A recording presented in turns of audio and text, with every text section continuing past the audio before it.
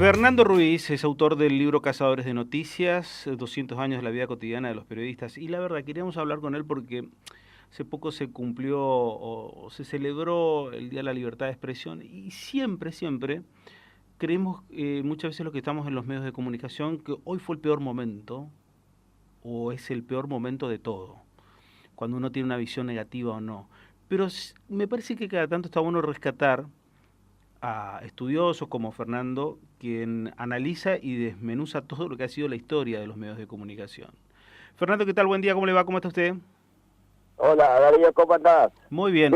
Yo funciono como terapia, ¿viste? Para el periodismo presente. Vos sabés que cuando comenzaba a leer tu libro, lo primero que me impactó fue de esa descripción de comienzos del siglo XIX, cuando en un periódico se ofrecía a una niña, Claro, prácticamente. claro, claro. Ese fue un hecho que a Era, mí, sinceramente, me uno impactó de en el los inicio. ingresos era la compra y venta de esclavos. Claro, en cuanto todavía existía la compra-venta de esclavos y uno entra ahí a decir, pero estamos tan mal y sin mirar lo que sucedió después, ya en el siglo XX, cuando hablábamos, por ejemplo, de la dictadura o momentos así. ¿Vos cómo ves este momento de los medios de comunicación y especialmente lo que significa la libertad de expresión? Bueno, este momento, especialmente en Argentina, es difícil, ¿viste? Que la cantidad de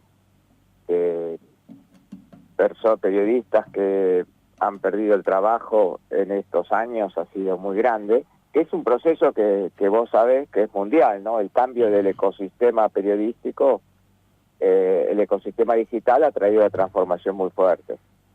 Nosotros durante un tiempo, a partir de sobre todo de grandes inversiones en publicidad oficial, se han podido mantener muchos medios, pero con la reducción de la publicidad oficial eso se ha reducido, ¿no? Entonces, tenés por un lado el efecto de cambio de ecosistema y por otro lado el efecto de reducción de publicidad oficial, que es muy fuerte.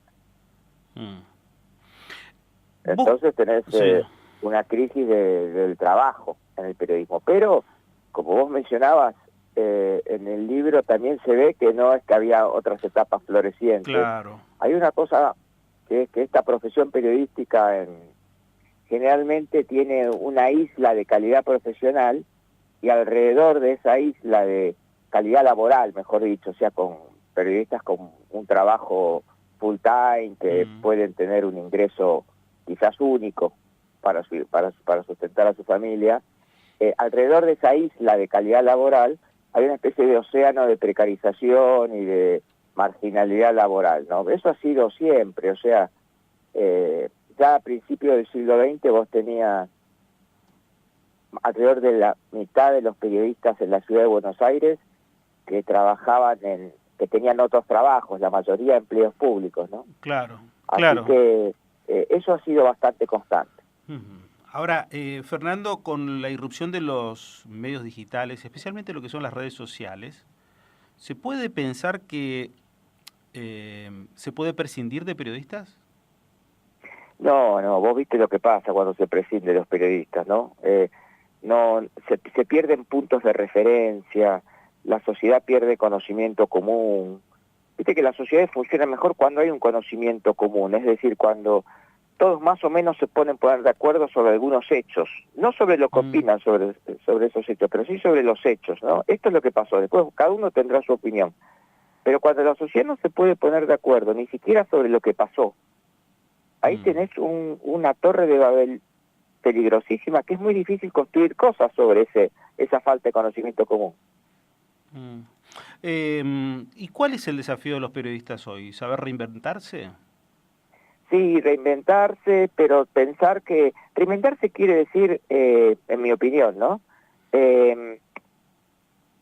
Adquirir nuevas competencias, ¿no? O sea, el mundo digital es extraordinario, como vos lo sabés perfectamente. O sea, te da unas posibilidades increíbles de buscar información, de comunicar información, pero también hay que recuperar como algunos valores clásicos, ¿viste? Como por ejemplo la prioridad de la información. O sea, en el campo periodístico lo que manda es la información. Quien tiene la mejor información, más chequeada, más asegurada, mejor contextualizada, eso es el objetivo principal, ¿no?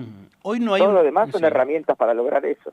Sí. ¿Hoy no hay un exceso de opinión por parte de los periodistas? ¿Una tentación permanente?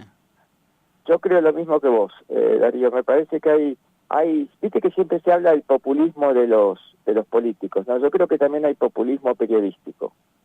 Una opinión fácil, poco fundamentada, generalmente a favor de la corriente,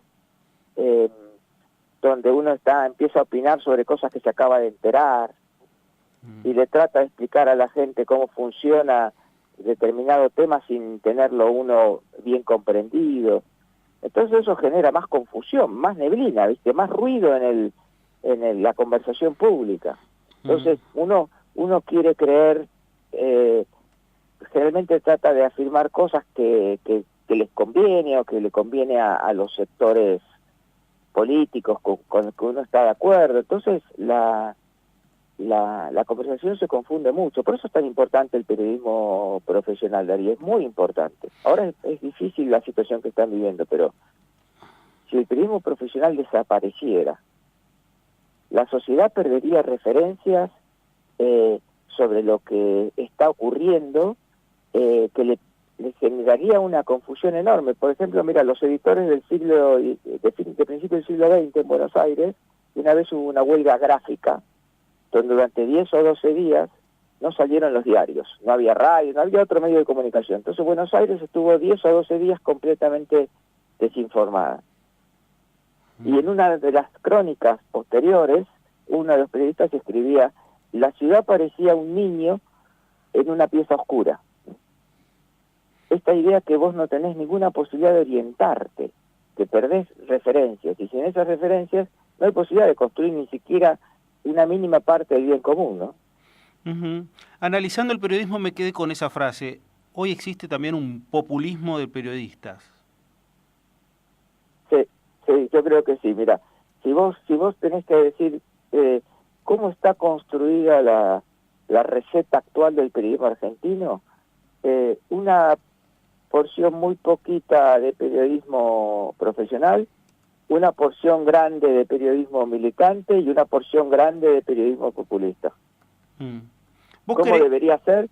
Y debería crecer. Siempre va a existir un equilibrio entre los distintos tipos de periodismo, pero debería existir mucho más periodismo profesional.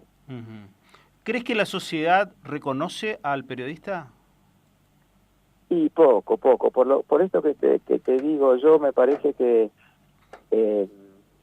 a mí me pasa mucho cuando hablo con personas que no están en el campo periodístico, que ellos hablan de periodismo pensando en un periodista concreto, y yo hablo de periodismo pensando en el periodismo profesional. Entonces nunca nos ponemos de acuerdo, porque claramente ellos tienen modelos de periodistas que son personas reales o medios reales, que no cumplen nada de lo que yo le digo que es el periodismo profesional. ¿Entendés? Entonces la discusión son sobre dos realidades distintas.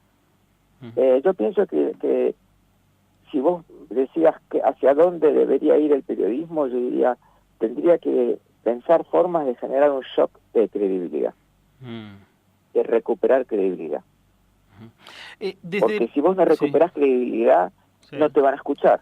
O sea, que me quedé con algo. Desde la década del 80, me parece que quizás la figura emblemática de Bernardo Neustadt, se da una transformación acompañada de los medios de comunicación, de lo que significan las redes sociales hoy, los cuales muchas veces el periodista es más importante que el medio de comunicación.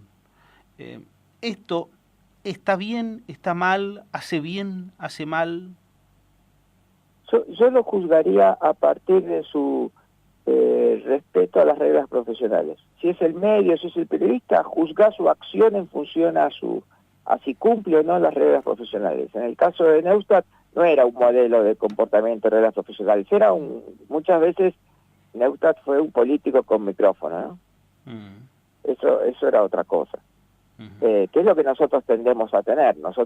Muchos de nuestros periodistas son políticos con un micrófono, que hacen política desde otro ámbito, ¿no? Yo creo en el periodismo que hace política, pero una acción que esté regulada también por las reglas profesionales del periodismo, ¿no? ¿Al periodista se le demanda más que al político? ¿O que al que tenga algún tipo de poder? ¿Al juez? ¿A todo? Puede ser que esté más expuesto. Bueno, no tanto como el político, ¿no? Quizás el político está en el ranking mayor de exposición y de demanda.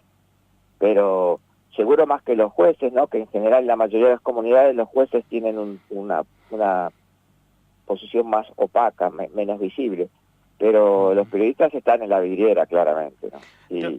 Y de alguna forma eso, y más ahora con las redes sociales, ¿no? Vos lo sabés perfectamente, o sea, las redes sociales permiten un proceso de crítica y de visibilización permanente, ¿no? No hay ninguna posibilidad de que se puedan esconder errores o problemas que un periodista tenga en su práctica periodística. Inmediatamente están visibilizados y va a haber grupos sociales que van a difundir eso, ¿no?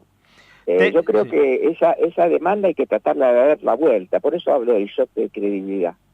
Aprovechar este contacto fuerte con la audiencia para tratar de encontrar mecanismos para restaurar la conversación, ¿viste? Para que te vuelvan a escuchar.